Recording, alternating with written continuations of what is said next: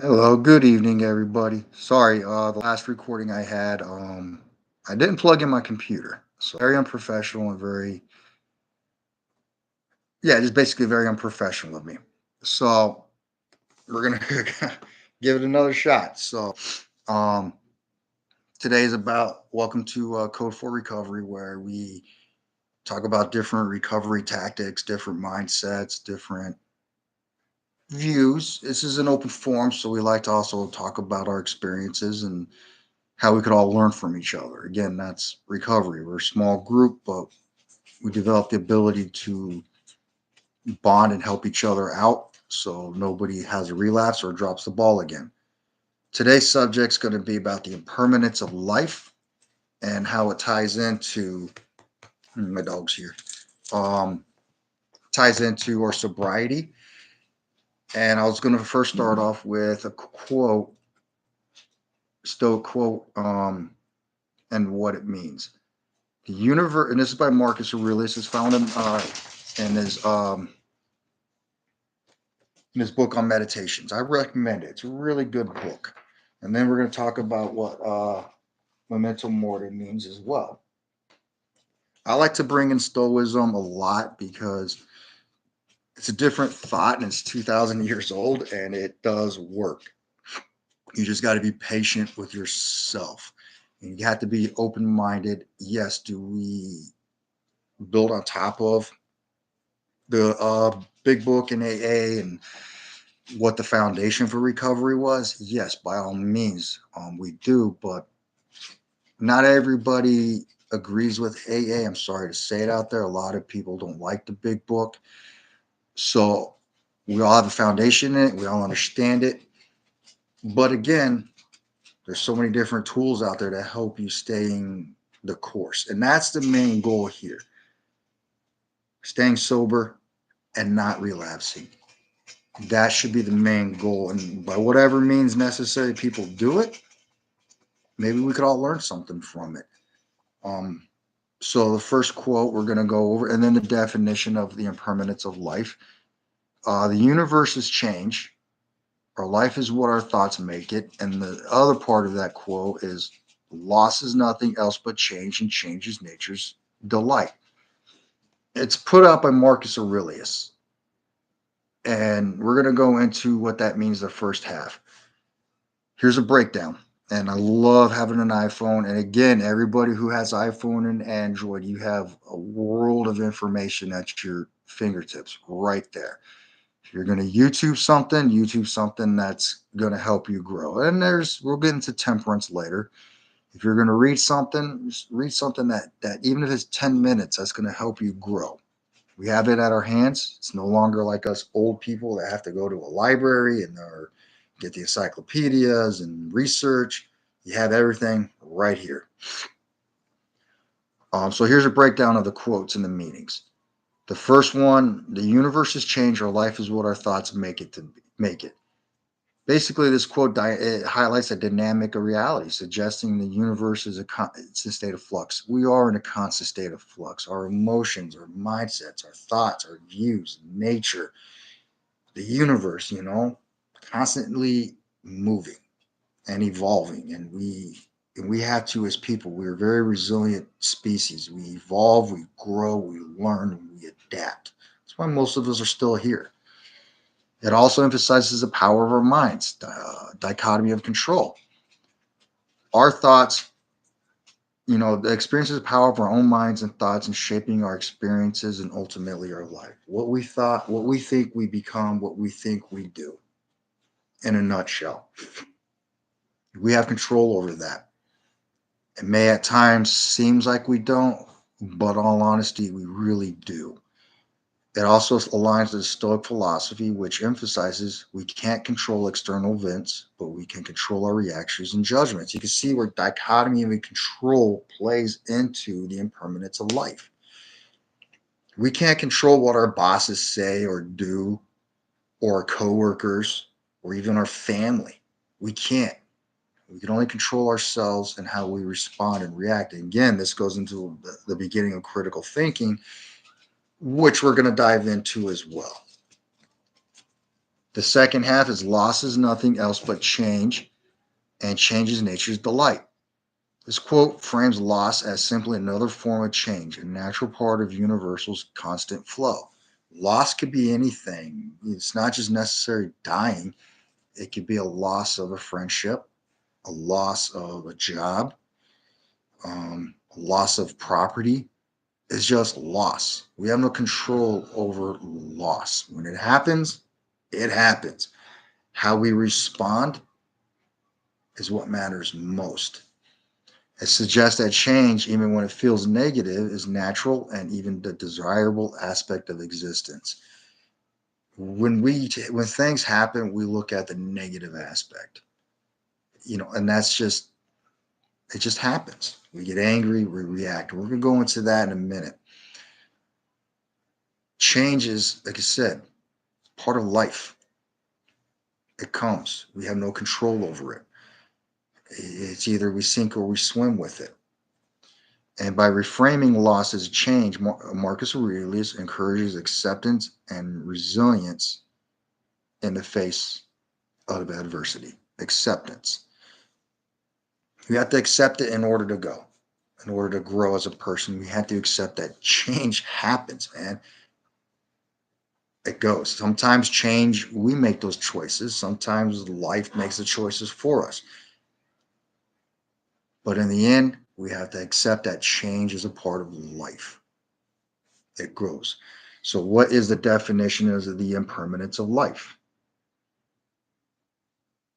So, for Stoics, the impermanence of life, meaning that everything is subject to change and eventually ends. It is a fundamental truth that leads to freedom from suffering and more of a meaningful life by fostering, here we go, acceptance and gratitude. When we accept that there changes life, that it's a part of who we are in the world we live in, it makes it easier to accept things as they are and become grateful for down to the littlest of things. When I was in rehab and in the hog, we never really dove into this too much. My counselor Scott had a books and books on critical thinking and a lot on Stoicism, which really ignited that urge to want to study it and read about it, because for 2,000 years you have great leaders worldwide using meditations as a foundation for, and the four virtues as a foundation of who they are and what they're about. And they lived it. And again, sometimes we mess up, but it's also looking back and accepting, what can I learn from my mistakes? And a lot of times in rehab, they didn't really focus on learning, really diving into your past and learning from your mistakes, researching why you keep making the repeat decisions and dropping the ball. And this is what this is about. There's a saying that I like that I came up with, and it coincides with the permanence of life and dichotomy of control. Let's start from this. There are undisputed heavyweight champions of the world we can never beat: time and death. We can never beat them. They are the reigning champions. Think about it. You can't beat time. You can slow it down a little bit by healthier choices. You can't beat death. Eventually, death comes for us all. So, what does that mean? Everybody looks negative. Oh man, we're going to die. Reframe that. And we're going to go into that. And it's going to bring a different view of everything. Things we cannot control. We cannot control when we are born. We cannot control when we die. We can't. It's done. We can't control the time that's in between. When our time is up, our time is up. We cash in chips. Plain and simple. Now, before people split hairs and start pulling jabs at this and that, we're going to say we can't control the decisions we make with the time we have. Now, what I mean is the minute you start of coming of age, whether it's 11, 12, kids are smarter now, so maybe even 10 now. But in my era, it was like 12, 11, 12. We'll just say from the time you understand soundly right from wrong and that the decisions you make can have can be for good or have consequences. The minute you understand that is the minute you could really start thinking about the decisions that you're going to make that's going to have an effect on your life or on other people's lives. And that's how you have to view it. The time is what you make of it and how you live. And a lot of us, we made bad mistakes that resulted in time loss. And we look back, we can't live in the past. We got to look at that and learn from it. When I was in rehab, we never focused on a lot of that. We just focused on what you're grateful for, what caused you to drink, giving you little tools to help you cope, help you move forward with it, but really didn't dive into response and reaction. I mean, in all actuality, we never talked about response. It was more like how you react. So here's a deeper level of critical thinking. There's a difference between response and reaction. Just as we talked about last week, there's a difference between fact, truth, and opinions. There's a clear cut difference. Response includes deep thought, taking your time. Now, I did take it and I was grateful they said, if my doc now and grew, to take the breather back, to take a second step back and breathe and reevaluate. So we got to look at response. Response is you're taking a step back, you're thinking everything through, and you're not rushing it. And the response is going to wield greater results because now you're calm, you're evaluating, you're looking, you're analyzing, you're doing everything you need to do to come up with the proper response. And no matter how long that takes, the end is going to have good results. Reaction is a primitive, is instinctual. Think of an animal. You corner an animal, they react, they bite you, they scratch you, whatever they got to do. Think of when your emotions are on a high. You're angry, you're irritated, you react. And then later down the road, man, I should have done that. I should have done stuff differently. Can't take it back, but you can learn, reframe that. What could I have done differently? You could have responded, you could have slowed it down, you could have thought, and that time could have been different. So responding and reacting is a different thing, and it does have an effect on your impermanence of life. It makes it a little bit easier. How does this correlate with us and our sobriety? Well, I know a lot of people's going to have problems with me when I say this. We have a choice whether we relapse or not. Plain and simple. Too many times have I heard people listen. I'm going to say it this way: we could only blame our addiction so long, but again, we make that decision to relapse. We don't take the time to step back and really dig deep and think about what leads up to that. Again, this ties into the impermanence of life. Why? The decisions you make when you relapse could have an adverse effect on altering your life and altering other people's life. I look at it as a chessboard. And I'm going to step back a second. When I go home, when I'm by the gym, there is a liquor store, and now the stores here sell beer and wine.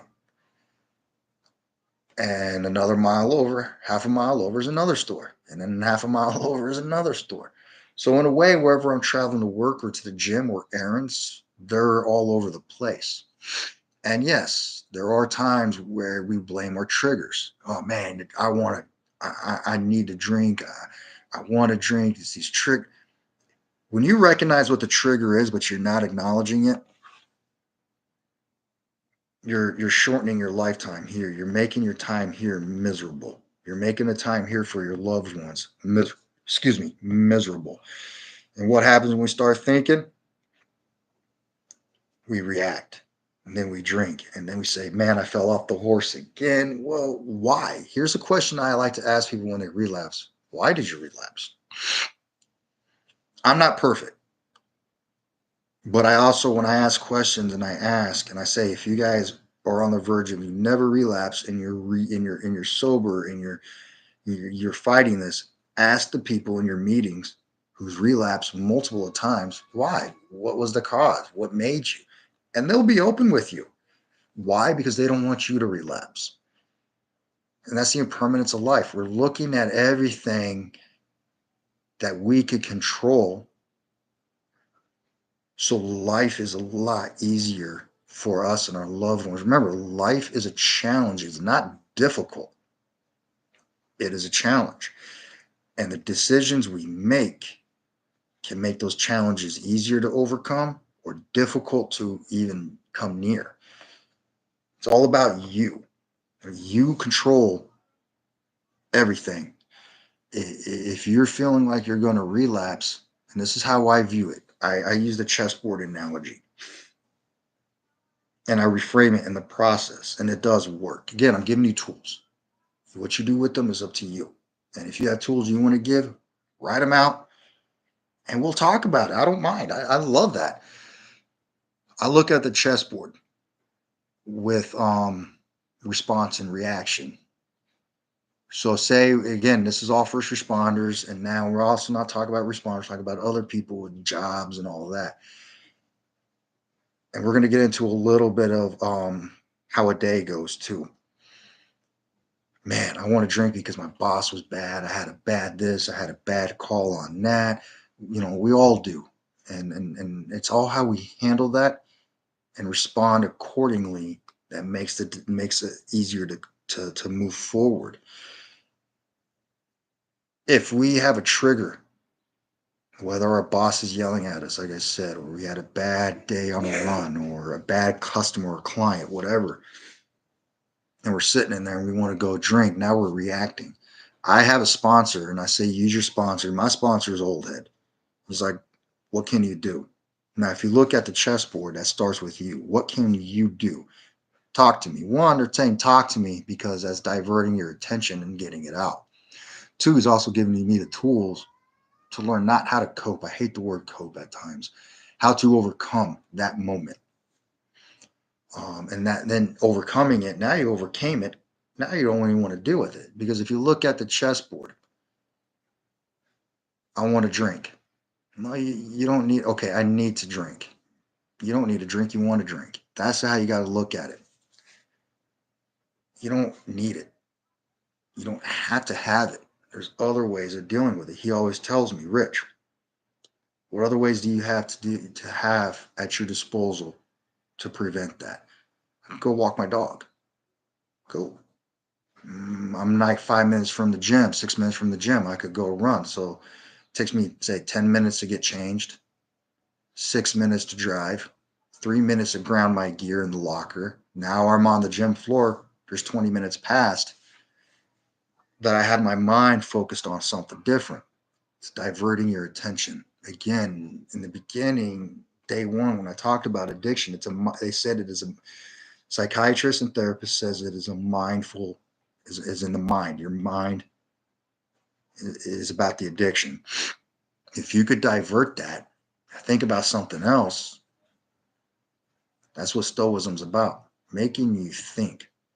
So let's look at the chessboard. And as alcoholics, we try to always justify how we want to drink. And in the end, we know we are the only ones out there who knows what repercussions are going to come of it. But yet we still choose to do it. Man, I had a bad day. I want to go drink. Okay, so let's look at twofold impermanence of life. You go drink. You show up to work drunk. How many strikes are they going to give you? How many opportunities are they to give you till they dismiss you? Now you have no job.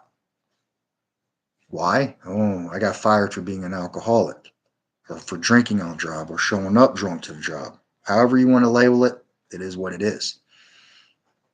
Now, how does that affect you? You have no money.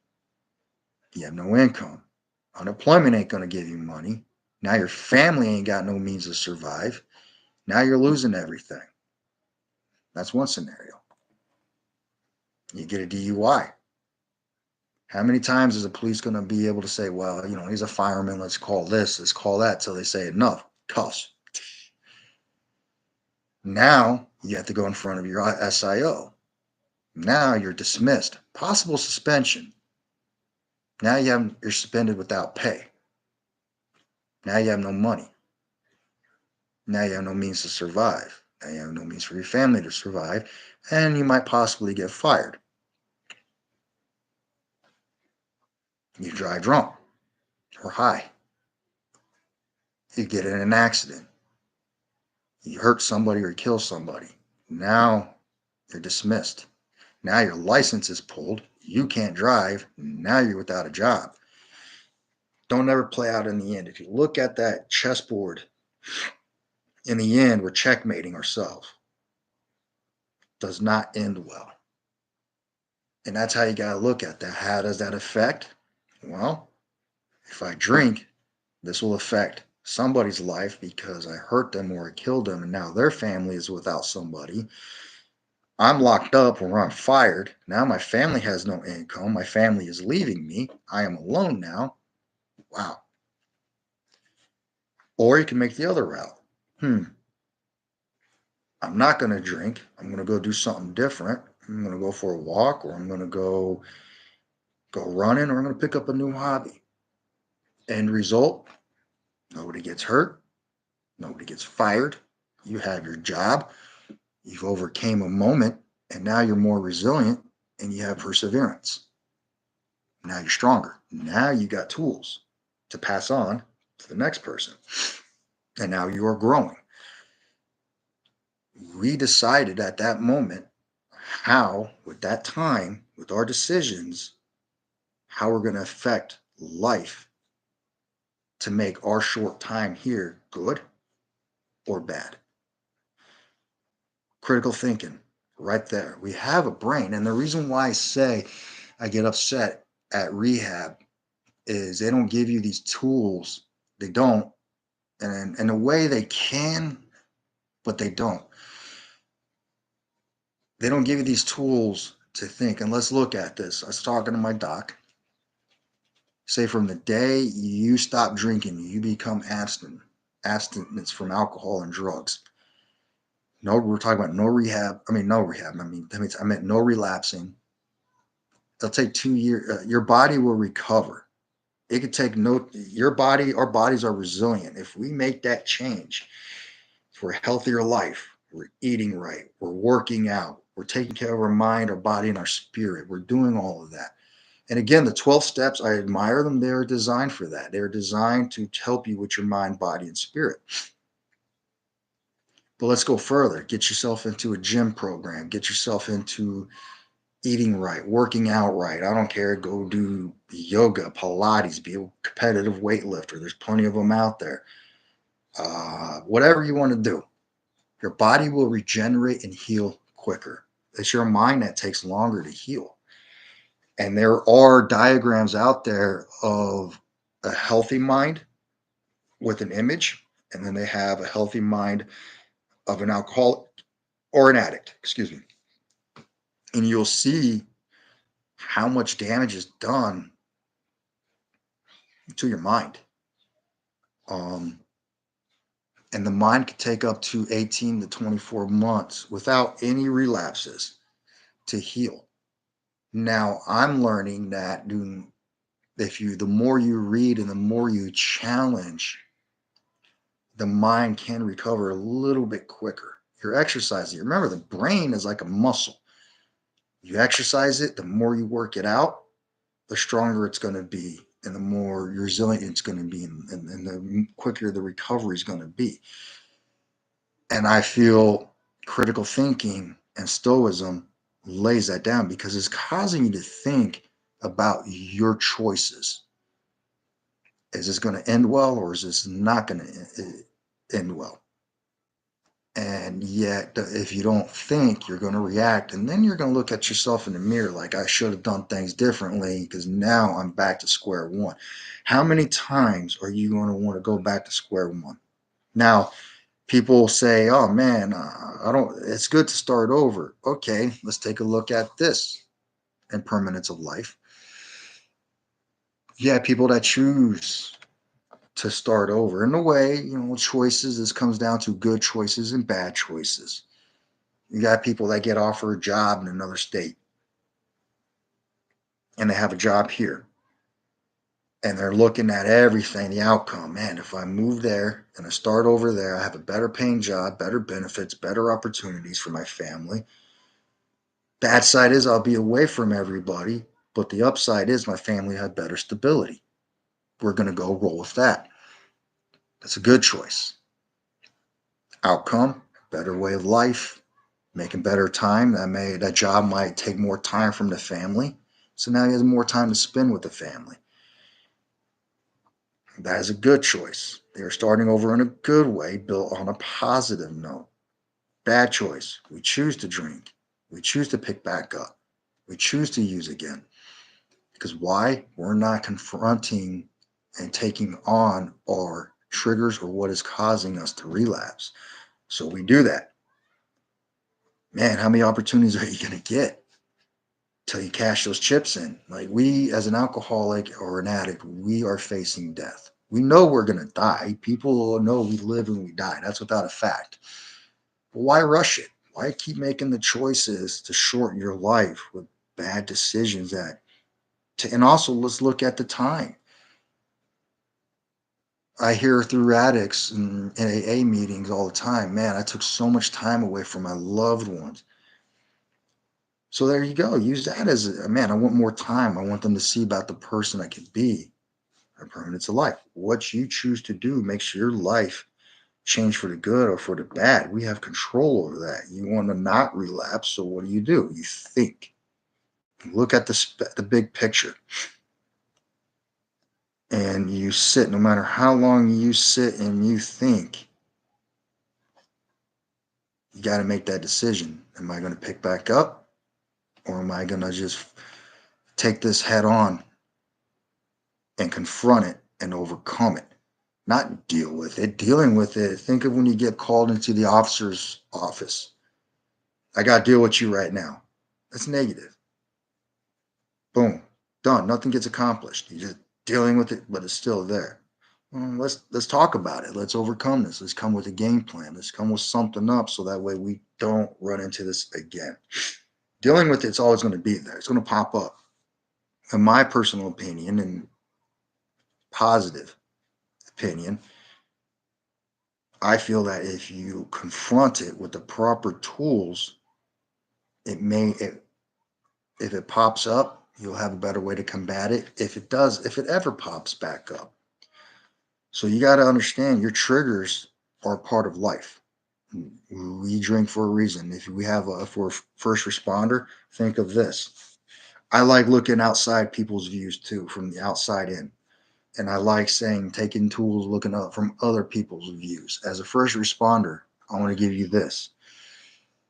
If you are feeling the itch to drink, slow it down. Look not just from the chessboard view, look from that patient's point of view or their family's point of view. Would you want a first responder showing up to, we're talking about cops and police officers all in the same department. Would you want them to show up trying to save a family member and they're bombed? Or would you want them to show up trying to resolve it, make an arrest and they're bombed? Chances are going to be no, I wouldn't. So let's look at that. Again, it affects. If you say, man, that's not right, I'm not going to do it. I understand that. Now you have a positive effect on your life to make it easier. Choices, people. This is what Marcus Aurelius was talking about. The choices we make can have a positive effect on our life or a negative effect on our life. We control the outcome. Now everybody's going to say, well, what about if your officer's yelling at you and screaming at you, or your boss at the company is, and they're just having a bad day? Okay, let them have a bad day. Don't let it affect you. You have the option to make it let it affect you or not affect you. And this comes down to reaction and response. We are an animalistic creature by default. So we have sometimes have those reactionary moments where we want to react because this is instinctual. You're cornering me, it is not true, you're badgering me, you're yelling at me, I'm going to retaliate. Now you got a big argument. Now, if it is with your boss, they can say you're fired. Not good. If it is your officer, they can say you're insubordinate, I'm writing you up. Now you have to go in front of the SIO. Now you got to call the union. Now you see how this all plays out? Even if they're in the wrong, you don't need to be in the wrong. Just calm down, breathe, take your time, and respond. However that response is, has got to be calm. And I tell you what, even at that moment, the reaction is you're so angry and agitated, you want to drink. Once you respond and you map it out and you think about it, you're not going to want to drink. You're going to be like, man, I handled this in a positive manner. I got me some tools now. Permanence of life. Making your life easier and your loved one's life easier. It's a pond effect. I'm always going to use that pond effect in this. You're dropped in the middle of the pond, and everything out here affects everything. Whether if you're going to make bad decisions, it's going to affect everything badly. If you're going to make everything in a good decision, it's going to affect everything in a positive, good manner. We're going to go into memento mordi. Remember death. Now, in Roman times, after a war, whether they're generals or emperors, mainly the emperors, they would be in their chariot, and they would always the citizens would be waving and throwing roses and flowers and doing the citizen thing. And then behind, they don't ever show it, but behind, if you read it, there's a person running behind yelling to the emperor, memento mori, memento mori, memento mori. That caused humility for you to remember the impermanence of life, that death could come at any moment. And you're not focusing on death. Remember, you're focusing on the appreciation of life, of your life. Short time you're here. So that's teaching you to make the best of it, to make good, solid, sound decisions. And with sobriety and recovery, we are going to always run into those moments that trigger us. And that's why it is important, because there's times, let's think about it, there's times we've had a rough day where we don't want to drink. It's not a big deal. But there's those days where you're like, oh, I'm so furious. Why? Because there's a trigger. And you got to take a step back. And I challenge you this. Take a step back. Take a journal with you. When you're feeling those triggers, immediately, when you're done, write it down. One, it's going to feel good. Two, when you read it and you're writing it, you're going to realize it, and you're going to have to face it and confront it and combat it and overcome it. It's a process. We don't want the process. We don't want to deal with the process. But that process of confrontation is going to bring healing. And that's also what life is about, healing. When you heal, you're able to enjoy life a lot better than being miserable. Remember, life is not difficult. No matter how hard people say it is, it's a challenge. Life's a challenge. But what you do to overcome those challenges is up to you. And this is what that is for us alcoholics. Finding those triggers, confronting those triggers, and overcoming those triggers. And in the meantime, remembering the tools that we have and passing them on. And this is why it's important when you go to AA and rehab. So here's some things about rehab I learned too. Not very many people voluntarily put themselves in there. I did. I put myself in there by my own decision. Some people, and you got to reframe this when you go in there. If you're listening to this and you're like, I got to go to rehab, but I want to get tools. Commit yourself. When it's time to sober or recover or go into rehab and say, I'm done with this life, we know it. And stick with it. When you go to rehab, you're going to have people in there that were forced to go by court order, um, forced to go by their job, what we call first responders involuntold, meaning you're involuntarily told to, otherwise your job will be on the line, or you're actually ordered to go. And a lot of people get pissed. And here's their question: why do you get pissed? You did it to yourself. We chose to drink. And although a lot of people say, man, you can't say you. Well, I disagree with that. You as an individual chose to pick up whatever led up to it. Again, it goes back to the first day. We have people that go through trauma all the time. Some people don't pick up or drink and they go get the help. They go this path. They go get the help. So they heal. They don't want it, and they handle it. And then you get us. We go this way. We take the opposite way. Why? Because we're in the middle. There is choices, the healthy way and the unhealthy way. And we choose the unhealthy way. When the healthy way would have been better. We can't look back at that. Okay, we can't look back at that and learn so we can tell people, don't make this choice. Go here. But we can't fix what we did in the past. We can learn from it in the hopes to help fix the present so that way we have a good foundation. Impermanence of life. We live and we learn. We learn and we live. So we chose to pick up. You as an addict, and I said this in day one, nobody sat there and forced you to drink. Nobody sat there and forced you to do to shoot up or snort up or whatever. In the end, we chose to. We chose the easy way. We said, whew, man, this feels good for the time being. I like it.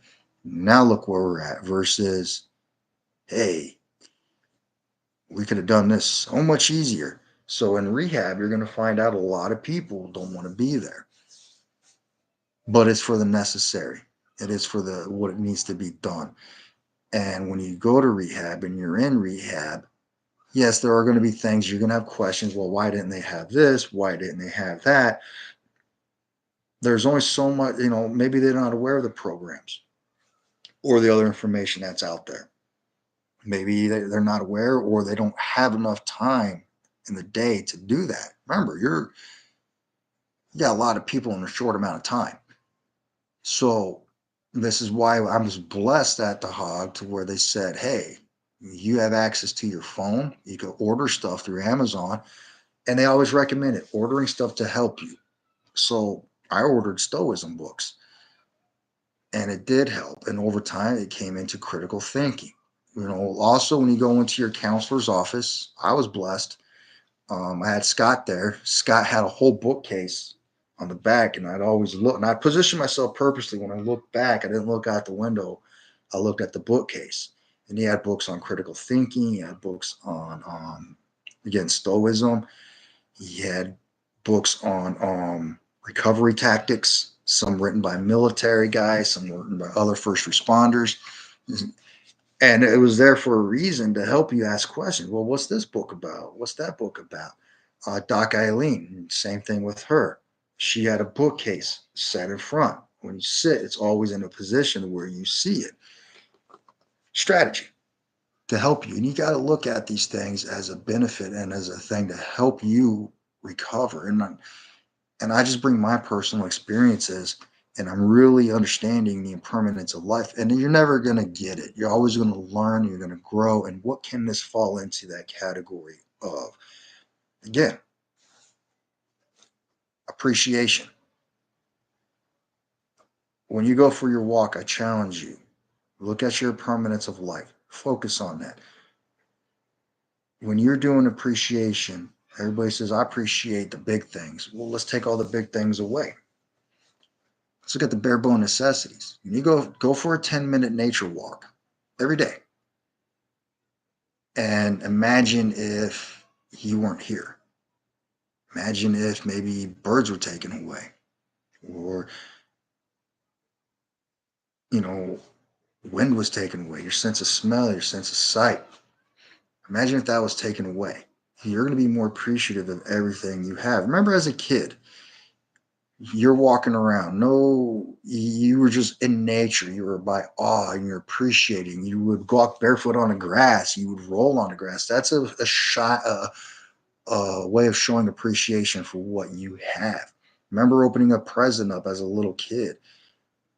Oh, thank you. I already that one present you really, really wanted. It could have been a stuffed animal, a book, baseball card, or just something like maybe a meal you've always wanted. Once we grew up, we had birthday meals. What do you want for your birthday? This is your one meal that you get to have. Man, that showed appreciation because it wasn't every year that we had it. It was once a year.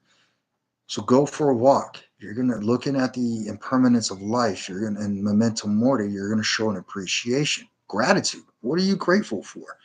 Everybody's like it's really cheesy. I'm grateful because they don't want to think. Really think. What are you grateful for? When you wake up in the morning, if you're a coffee drinker, don't guzzle it. Sip it. Be grateful you have it. What would happen if you don't have it? What if you made bad decisions that ended you up in jail? Look at your family. You're grateful for them. What if you went away or they left you and that hug from your kid wasn't there no more? The decisions we make and the choices we have an effect on what we can affect in life. Now, the outside effects, say, a freak storm tears down your house, a freak storm, or your company lays you off, you know, okay, we don't have control over that. How do we respond to that? But a lot of the decisions that we have to make life I hate the word bearable, to make life enjoyable, because life is enjoyable and beautiful. It comes down to the impermanence of life. How do you view it? Are we going to keep relapsing and blaming this and that and not owning our responsibility, not becoming accountable for our own actions, not acknowledging that we have triggers that we still got to overcome? Why are you still afraid? Remember, if you are afraid, you're not going to enjoy life and you're going to keep relapsing and relapsing and relapsing until it ends badly. How many times are you going to start over involuntarily? I'll say, okay, I take that back. You're voluntarily starting over. Each time you relapse, you might lose everything. Now you're starting back over. How many times are you going to get tired of it? You can, you as an addict, I speak for myself too, have the ability to fix it. You don't have to keep relapsing. You don't have to keep drinking. You are choosing to.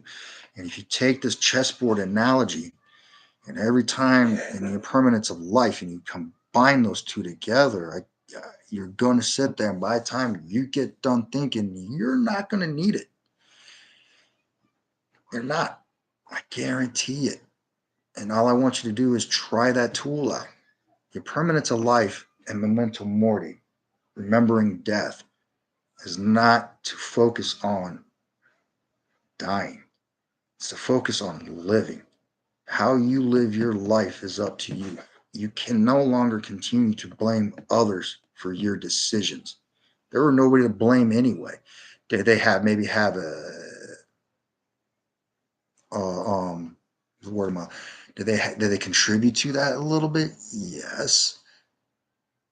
Did they have did they feed the fire a little bit? Yes. But in the end, it is up to you how you deal with that. Do you deal with it in a healthy way? Or do you deal with it in an unhealthy way? We already made that unhealthy decision, but unhealthiness can be recovered by making healthy decisions and positive decisions that make our life easier. And in the end, our decisions and our choices that have a positive effect will make other people's lives easier. And then your life will be balanced. You won't have to worry about or having that fear of relapse. I'm afraid of relapsing. Why? Why are you afraid of relapsing? Because I still have, and ask people, go to your, I challenge you, go to your AA, find the people that's relapsed numerous amount of times. Ask them. Don't just go to AA because you're appointed to or you have no choice but to. Go there to learn. If you go there and you ask somebody who's relapsed, wow, man, what made you relapse? Because I don't want to. The first thing they're going to say is they never confronted the triggers. I was afraid to confront the triggers. And that's why you hear people still say, man, I'm still on step 6, step 7, because I have not made it to that point to where I can do this, this, and this. Well, again, the steps are at your own pace. There's no time to complete all 12. But realize when you look at the impermanence of life, you're going to look at the steps as they are a part of that impermanence of life. Think about it. Every decision you make will have an effect, a bad effect or a good effect. But it comes from you. You want to live a good life. You understand and appreciate life and everything you have and be grateful for it. It starts with you confronting your triggers, being honest with yourself. People who say, "Man, you're kind of arrogant and ignorant to say you're never going to relapse." Why not? Are the possibilities still there? Yes, but those possibilities fall on your decisions. It, and this is a thing that I love to work. In the last few months, it's been like, man, how, this is that. Play chess. Your mind is a chessboard. Life is a chessboard. You're going to go into checkmate, and in the end, that's it, game over. Or you can come out on top. You're going to run into little battles, but how you piece that battle that together. Look at chess. You go here, man, boom, oh, boom. I take this, boom. It's a game. It's a strategy game that you could use in life. In the end, you got to move yourself to where you're going to overcome, and there you go. Checkmate addiction. Continue to recover. Continue sobriety. Every day is a piece being moved on that board of life. And how you make those decisions is going to either take a piece off, and you are the king. You are the king. You are the king. You are what these problems are coming after. So position your pieces to take out all of those problems. It's hard to explain, but if you play chess, it'll make sense. Again, I'm going to elaborate one more time. We have no control over when we are born.